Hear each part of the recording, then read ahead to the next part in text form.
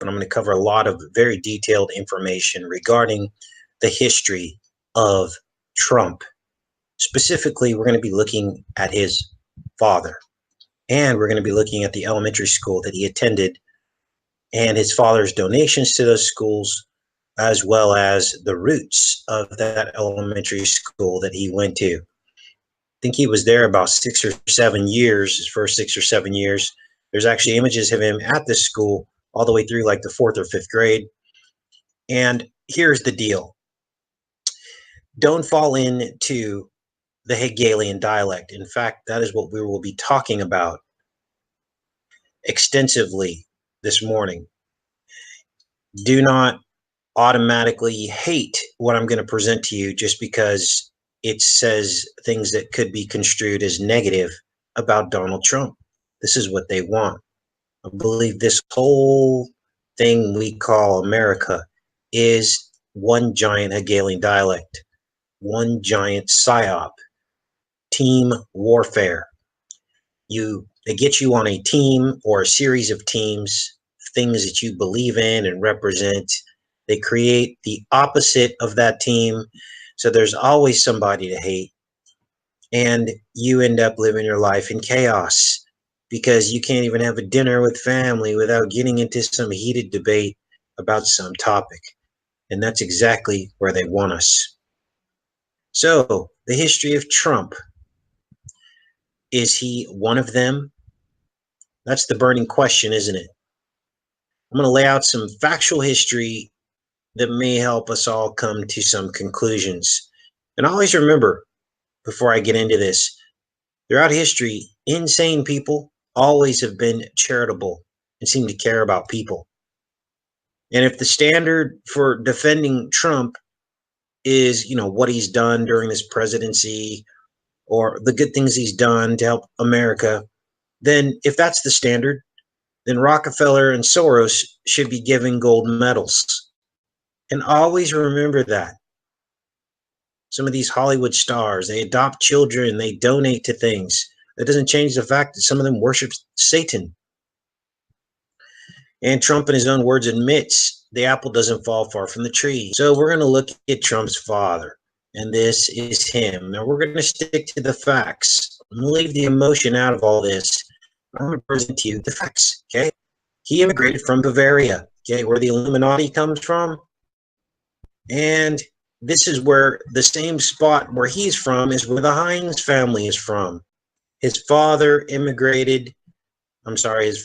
not him, immigrated to New York in 1885 from a German village in Karlstadt. When you look up Karlstadt, this is where the Heinz family is from. John Heinz Kerry, okay? The trillionaires, the ancestral home related to Heinz and Trump families. This is it here in Bavaria. Again, this is Trump's grandfather, not his father. Immigrated to the United States in the 1800s. So these are the roots of where all of this started. Now, that alone doesn't mean anything, right? This is 2 or 3 generations back. But I'm going to tie and weave a story that you are going to not believe that no one's covered this yet. Now, it says here that his name was incorrectly recorded on the passenger list. Now, here's what's interesting. If you look at this particular page, this Wikipedia page, they have removed the entire portion of the surname. This portion of the live broadcast, which is what you're looking at now, was basically muted out. So Wikipedia has updated Fred Trump's page to exclude the part about the last name being recorded as Drumpf instead of Trump. They have essentially erased history. Rick Peterson of the Boston Globe says that based on the Blair biography, that the family changed spelling from the ancestral Drumpf. And it's easy to believe that maybe this isn't true, but even the mainstream media was saying this years ago. Drumpf, remember the story of the boy in that book. This is unbelievable. And this happened during the 30 Years' War. Now let's keep going with this. So why is Donald Trump so loyal to Israel? Well, during the 1980s, his father, Fred Trump, became friends with the future Prime Minister of Israel, Benjamin Netanyahu, Israel ambassador to the United Nations in Manhattan. Now, the other common threads and themes that you're going to see me present this morning are going to be this link to New York and lower Manhattan. And you're going to see this going all the way back to the founding of the World Trade Center, we have to call it now. Now, this is crazy. So, his dad was friends with Benjamin Netanyahu. Okay? Find that. During the 1980s, Fred Trump became friends with the future Prime Minister of Israel, Benjamin Netanyahu. Now, there was a KKK arrest. Now, as you know, I don't buy into the left-right labels. This person's a bigot, that person's a bigot, based on their political affiliation. They're all bigots, you guys. They're all bigots. It's us against them. Now, this part of the live show was badly corrupted and interrupted, and so we're going to redo it here, in which there was a KKK arrest of Trump's father. And apparently he was charged for refusing to disperse from a parade when ordered to do so. He shared lawyers with the other men who were arrested, who were confirmed KKK. And they're saying that Trump was released after charges. This is his father. And that he was wearing the same clothes as the other men. They were all arrested wearing the same Klan attire. Now, Trump denies all this. He says my father was never arrested and he wasn't in KKK. You have to decide for yourself what that means. Now, he did get in trouble for war profiteering. He was using the war to actually make money off of these real estate investments. And this is where Trump got some of his money to start his wealth from his father. His father was the original real estate investor. So he got in trouble for that. They called it war profiteering. He also would not rent to blacks. They sent some undercover people in, and he would not rent to blacks. Civil Rights Division, U.S. Department of Justice filed civil rights suit against Trump Organization, charging with violating the Fair Housing Act. Now, this is really hard to do. Unless you just flat out don't rent to people a certain color, the Fair Housing Act, you're not going to, this isn't something that everybody gets charged with, okay? This is basically neighborhood building is what this is. These are the facts. When you exclude certain people from certain neighborhoods, you're building a neighborhood that is exclusive. And then what they do is they move everybody else, move all the black people into another neighborhood. You see how that works? And this actually helped keep everybody segregated. Okay? It says here, the suits arose after complaints to New York City Commission on Human Rights and the Urban League led the league and other groups to send black and white testers to apply for apartments. So it was like undercover sting in Trump-owned complexes, which led them to conclude that whites got apartments in the buildings of their interest, while blacks generally did not. Both advocacy organizations then raised the issue with the Justice Department. So, and we're going to get into more about why this may have happened. Now, here's where the plot thickens, because this segregation mentality that Trump's father exhibited falls right in line with this Marxist school system called the Q school systems, K-E-W, not Q the letter, but this opens up a whole new dynamic about what Q might really mean. And these Q schools, Trump's father donated an entire wing to the very grammar school that Trump attended. He was a firm believer in these Q schools, and we'll get into that later in the show. And Trump donated to the school where his son and all of his kids went. who was basically, this school is an elite school and a brainchild for the Hegelian dialect.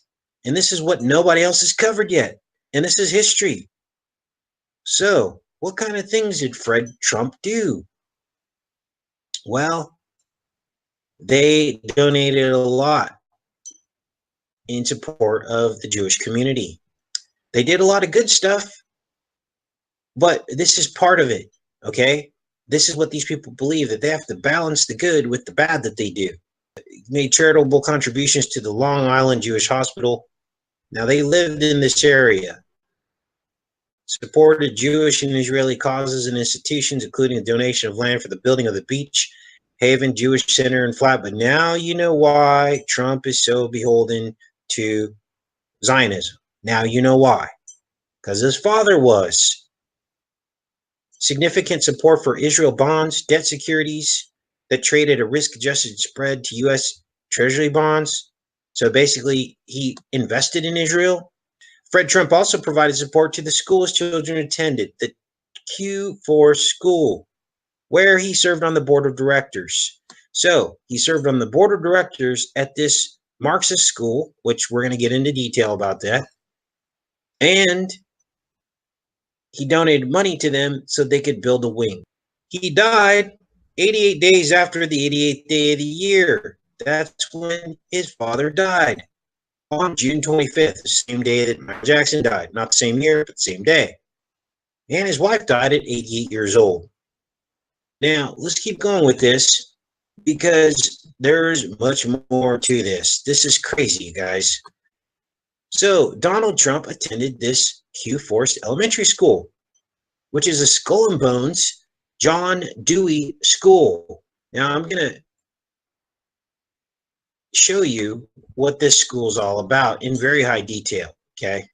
Q Forest opened in 1918 as American from scholastic rigor and toward child-centered approach advocated by psychologists John Dewey and G. Stanley Hall, and I'm going to show you how these two are linked to Skull and Bones and the Illuminati. Dewey and Hall believed that teachers should adjust the pace and content of their lessons to the students rather than simply demanding that they keep up. Here's a problem. I'm going to show you what Dewey's really all about. They're sugarcoating it right here. Q Forest became a training center for the children of the elite. Q Forest became a training center for the children of the elite on the North Shore of Queens County, where wedding announcements often noted which brides and grooms had been educated there. A member of the board, Fred Trump, had donated materials to construct a new wing for the school, which all of his children would attend, including Donald.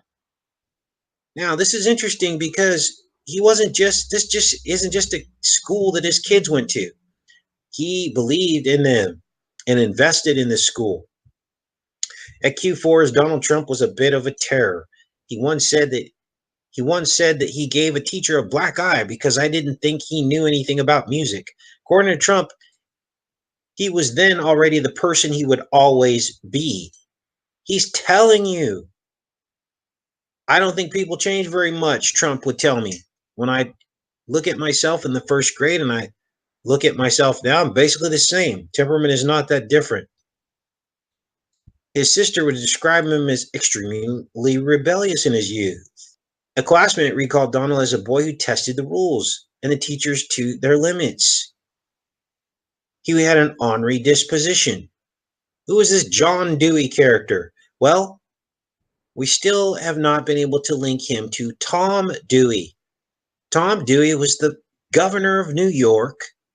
Remember, there's a strange connection with all this New York stuff. He's the governor of New York who established the World Trade Center to develop a World Trade Center corporation, they called it, in the official legislation, in the bill. You can look all this up. Everything I'm saying to you this morning, you can look up. None of this is made up or conjecture. You have to decide what it all means. And they're telling you, they're not hiding the truth. It's there. What it took to this minute in time for anybody to dig this deep, it took me about 10 hours to research all this, and there's much more. We're only about halfway through the show. Tom Dewey established the concept for the World Trade Center while he was governor of New York. I have not been able to establish a connection between John and Tom, though. They could be related, they could not be related. That's where I need your guys' help. I think TruthStream Media would do a really good job of tracking that down. Someone needs to go to Ancestry.com or something, figure it out. What we do know is that Governor Tom Dewey doubled spending on education, okay? Doubled it during his years as governor. And during the same years that John Dewey was ramping up his push for a progressive liberal education reform in New York. So Thomas Dewey, the governor, was approving doubling legislation spending, and John Dewey, I guess they called him a psychologist, was lapping up the money at this exact same time, in the exact same years. And these years in the 1940s was where Trump was born out of.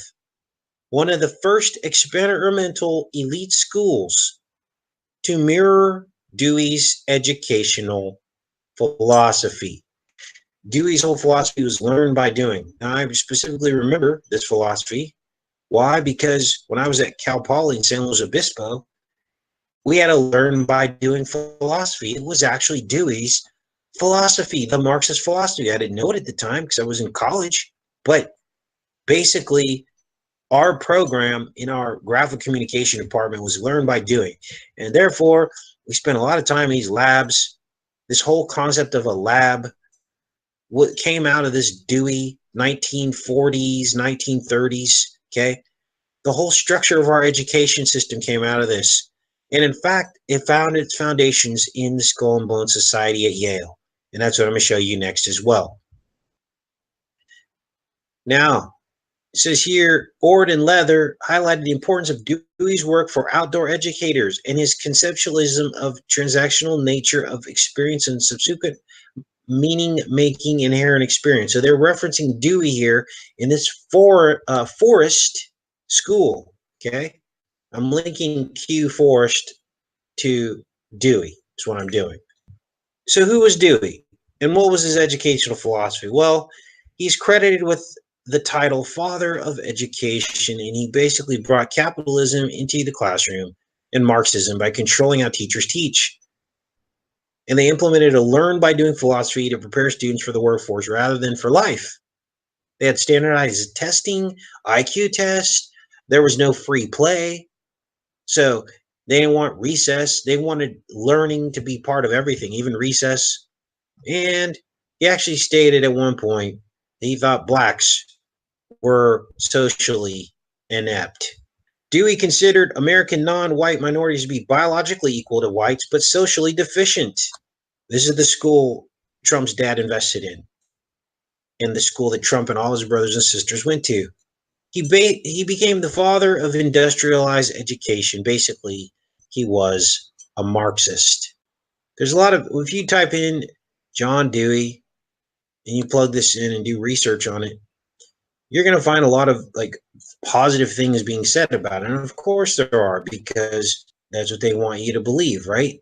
The problem is that is not the case. And I have a book that I'm going to reference, and that's what we're going to spend the rest of the show doing, is going through the link between Dewey, the Illuminati, and Skull and Bones, right out of a book written by a very brave man who exposed Skull and Bones, Yale, and how Yale has basically taken over the entire educational system. Dewey's principal achievement was perhaps his educational reform. He was the chief prophet of progressive education.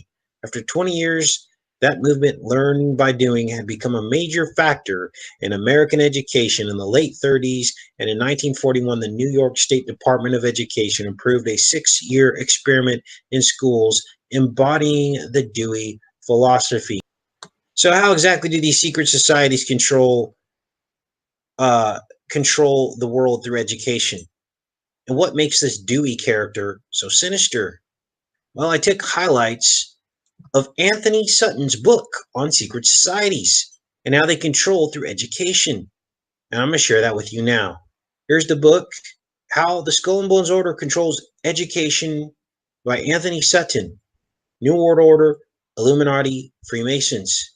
Now, this just isn't some guy writing a book. So this is Anthony Sutton. Anthony Sutton. He's the one we're going to be looking at.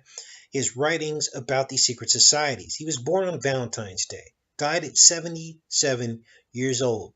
As far as I'm concerned, this guy sounds like a hero.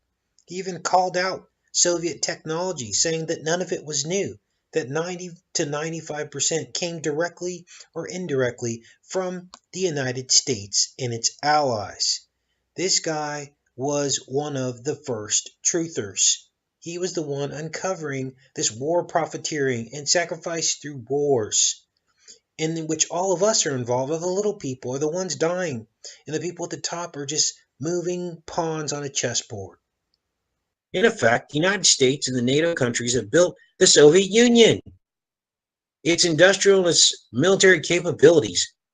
This massive construction job has taken 50 years, since the revolution in 1917. He also talks about North Korea, Hitler. I mean, this is crazy. I mean, this guy shoots right between the eyes, and he's correct. He exposed the skull and bones, and that's what we're going to read now.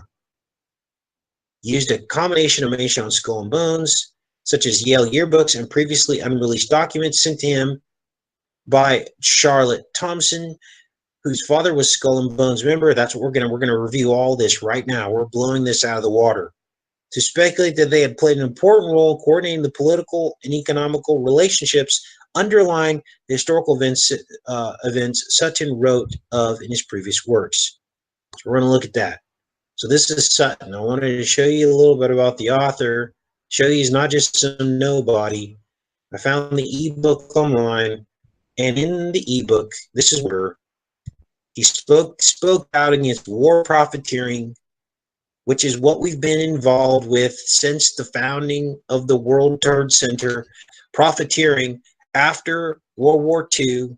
They needed a new project, a new plan. He accused the U.S. of financing both sides of the wars, and he mentions John Dewey and G. Stanley Hall, who basically modeled the grade school that Trump went to, and his father invested heavily in, Q Forest. Memorandum number 1, it all began at Yale. Again, this is by Sutton. The first volume of this series introduced the order, presented 3 preliminary hypotheses with examples of the evidence to come.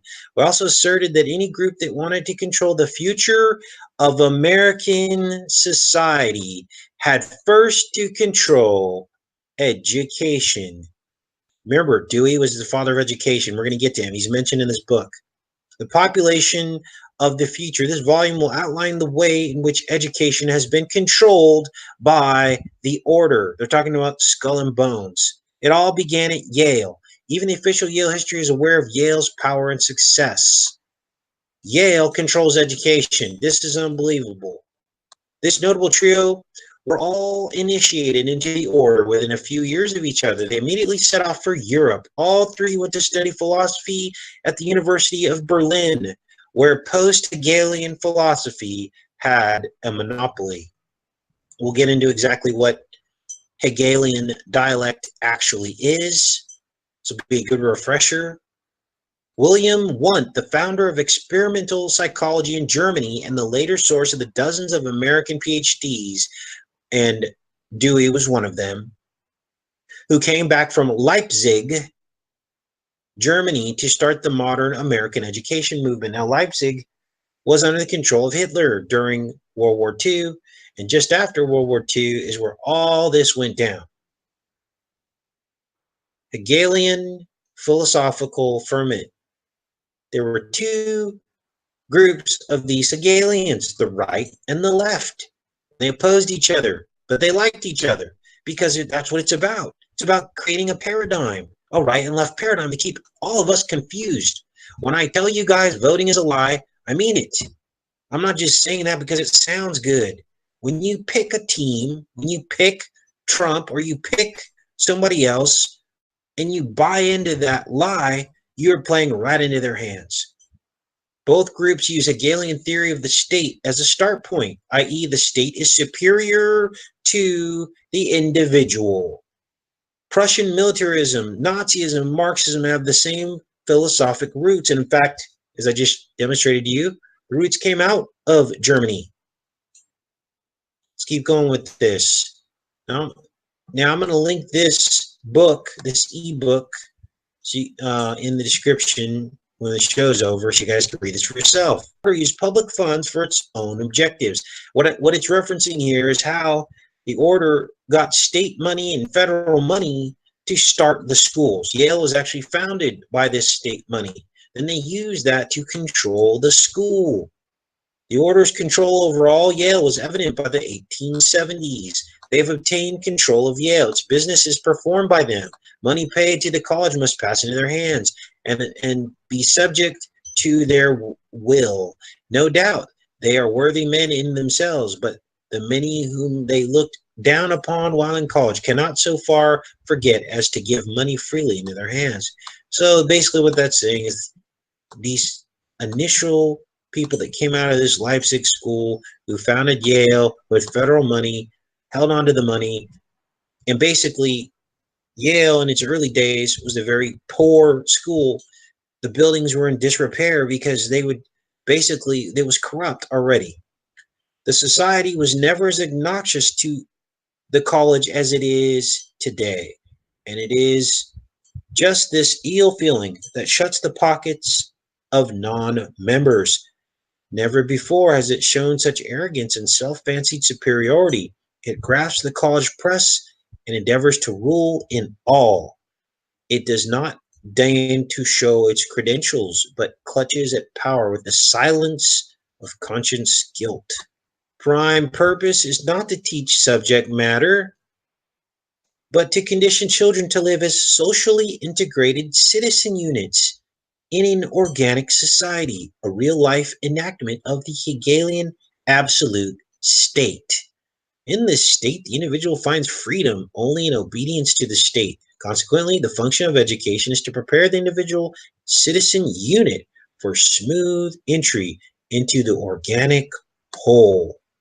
This is what Hegelianism is. They actually even tried to institute the ability to learn through a program they use for deaf-mute people. So far as education is concerned, the Illuminati objective was as follows. We must win the common people in every corner. This will be obtained chiefly by means of the schools and by open, hearty behavior, show, condescension, popularity, and toleration of their prejudices, which we shall at our leisure root out and dispel. See how that works? This is about as sinister as it gets. This was the stated goal of the Illuminati. They knew they had to get control through education. So the link between German experimental psychology and the American educational system is through American psychologist G. Stanley Hall. This is a new person I'm introducing into this conversation, G. Stanley Hall. As I showed you, G. Stanley Hall and Dewey were the psychologists who fashioned Q Forest, the school that Donald Trump went to and all his brothers and sisters, the one that his dad was on the board and donated a wing to. Are you starting to get, everyone wants to say he's not elite. He is elite. People are just in denial. Let's keep going with this. G. Stanley Hall was at the core of the order, the Yale Order of Skull and Bones. William Wundt, professor of philosophy, University of Leipzig. The day that George Bush Jr. was born is when they conceptualized the World Trade Center. That's when they passed the legislation on July 6th. And it's saying here that William Wundt, this is a new character, was undoubtedly the major influence of G. Stanley Hall. William Wundt influenced by Johann Herbart, and these are all characters of like the Illuminati, secret societies, and this whole Hegelian dialect. This guy applied Hegel to education, which in turn was picked up by Hall and John Dewey and modern educational theorists in the United States. Hegelian view of the individual as a valueless cog in the state. That's how they see us. This one-team view of the world was brought back from Leipzig to the United States by G. Stanley Hall and other Americans and went through what is known among psychologists as the Americanization of want, partially Marxist. You ever wonder when you're born why some people are rich and some people are poor? Because it's designed that way. Do you ever wonder why they don't teach like people like you and I how to be rich in school? You ever wonder why they don't go, okay, we're going to have an investment class now in 4th grade. We're going to show you what you're really supposed to do to build wealth in this life. But instead, they train you to be a slave. They know how to do it. They know how to make money out of thin air. Those are all the people that rule us. Even when some of these people go bankrupt, they're never bankrupt. They always have money. That's how they keep control over all us. Doctoral students from one and all found out through the United States, this is important, they established departments of psychology and education by the score. 117 psychological laboratories just in the period up to 1930. Prominent among these students were John Dewey. He was a brainchild from this group of Marxists. We're almost through this, you guys. Around the turn of the century, the order had made significant penetration into the educational establishment. Remember, when they say the order, they're talking about Yale. It's all started with Yale. Now you know the deep roots of Skull and Bones. They control the educational establishment. By utilizing the power of members in strategic positions, they were able to select, groom, and position non-members with similar philosophy and activist traits. Now let's see how the order moved into more specialized fields of education. Then we need to examine how the order fits with John Dewey, the source of modern American educational philosophy. Then how the order spread Dewey throughout the system. So Dewey's a very central character in this person's book. Okay, it's not just mentioned once or twice. He's a very central character. We're not cherry picking here. This is huge. We can deduce the order's objectives for education from evidence already presented and by examining the work and influence of John Dewey, the arch creator of modern educational theory. How do we do this? We first need to examine Dewey's relationship with the order, then compare Dewey's philosophy with Hegelian dialect, and with the philosophy and objectives of modern educational practice. These educational objectives have not, by and large, been brought about by governmental action. In fact, if the present state of education had been brought about by legislation, it would have been challenged on the grounds of unconstitutionality. And they pour all these funds into the education system to try and shape it. The implementation we'll describe in a future volume how the order controls foundations. In fact, the history of the implementation of Dewey's objectives is also the history of the larger foundations. Dewey's linked in with Carnegie, Rockefeller, Peabody, Sloan, Slater, and 20th century. John Dewey worked for his doctorate at Johns Hopkins. Dewey's psychology was taken from G. Stanley Hall, we just mentioned, the first American student to receive a doctorate from Wilhelm Wundt at the University of Leipzig. In brief, philosophy and psychology came to Dewey from academics hand-picked by the order. A blend of Hegelian philosophy applied to Wundtian experimental psychology. In the work and implementation of the ideas of John Dewey that we find the objective of the order. When the order brought G. Leipzig to Johns Hopkins University, John Dewey was already there, waiting to write his doctoral dissertation on the psychology of Kant, already a Hegelian in philosophy. The school is primarily a social institution, education being a social process. This is John Dewey's own words. Listen very closely. The school is primarily a social institution, education being a social process. The school is simply that form of community life in which all those agencies are concentrated that will be most effective in bringing the child to share in the inherited resources of the race and to his own powers for social ends. Education, therefore, is a process of living and not a preparation for future living. So, according to Dewey, his education is not child-centered, but state-centered. Dewey educational system does not accept the role of developing a child's talents, but contrarily, only to prepare his child to function as a unit in an organic whole. In blunt terms, a cog in the wheel of an organic society. Whereas most Americans have moral values rooted in the individual, the value of the school systems are rooted in the Hegelian concept of the state as the absolute. For Hegel, the individual has no value except as he or she performs a function in society. Dewey tried to brush the freedom of the individual to one side. Freedom only in obedience to the state. As one critic, Horace Callan, stated, John Dewey had a blindness to the sheer individuality of individuals.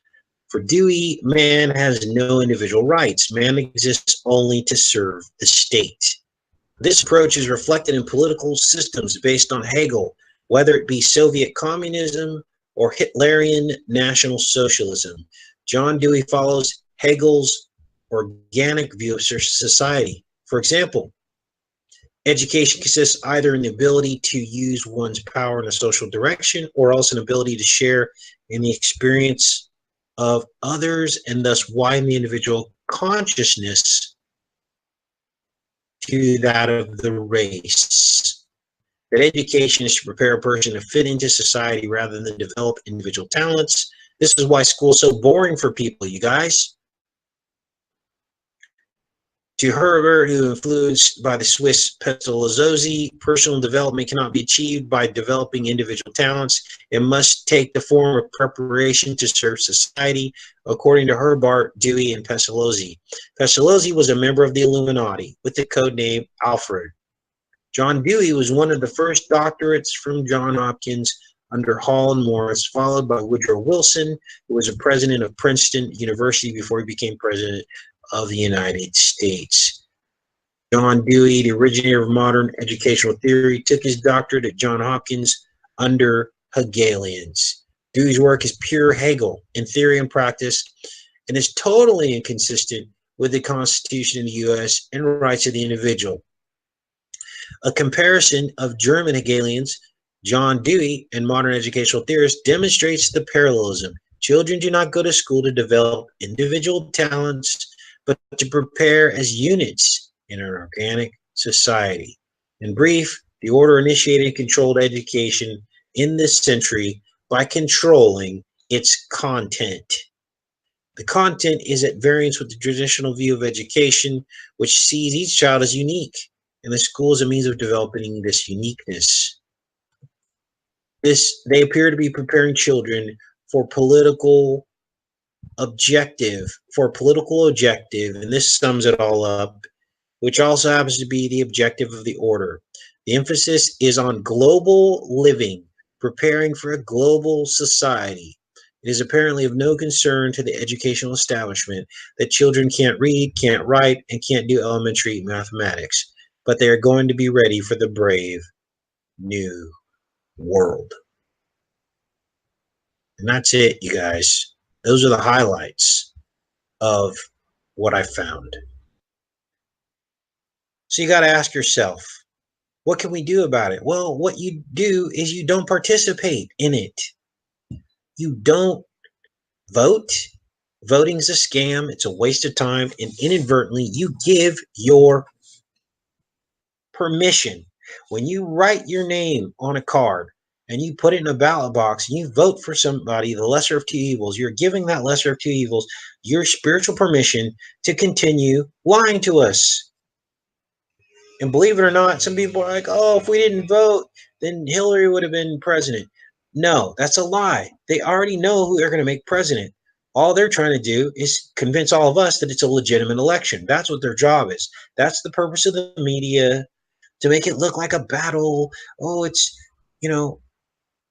Rocky versus the Russian. And in the last round, Rocky pulls out a victory. They have to hype this whole thing up, create a bunch of drama. It's what they're good at. This is why Trump shoots his mouth off and says stupid stuff. He does it on purpose to rile everybody up, to keep this right-left paradigm going, as I just demonstrated to you. Okay? They were brought up in this to learn this. That's why his dad invested all this money into this school.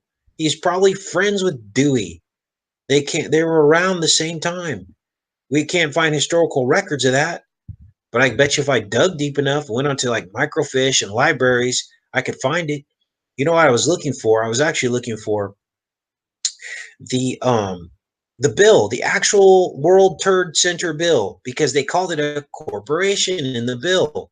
You can find people referencing it, but I can't find the actual bill. I would like to read that bill and find out what these plans were that they had for this thing. And why did it get approved on the very day that George Bush Jr. was born, in the same year? And George Bush Sr. was 22 years old when this went down. Yale, of course. And this was the first year at Yale, as a matter of fact, when he was 22. He just got out of the military. I'm talking about George Bush Sr. now. And guess what? If you're a little lost about everything I'm talking about, I have a 2-part series called A Secret of War. You need to watch both of those parts, and all of this will make sense about the original board of directors who established the concept of the World Trade Center in New York. Okay? They were the ones that established the concept. This guy was on the board, David Schultz. And everybody else that was on the board was either military. That's weird. Why would you put military on a board for World Trade? It doesn't make any sense. There was a guy from RCA. There was another guy from Chase Bank. There was a couple of Jewish people. Oh, Trump's not an inside man. He's different. He's an independent. He made his money independently. He never got involved in politics. All these people are involved in politics. They're not going to let you just march up to the presidency. It's all a Hegelian dialect. And people buy this stuff. So here's the school that he went to. And it costs like almost 30 grand a year to go there. Okay, it's an elite school. It's not just private school, it's an elite school. That's why Trump went there. Hugh Forrest. So this is the early indoctrination.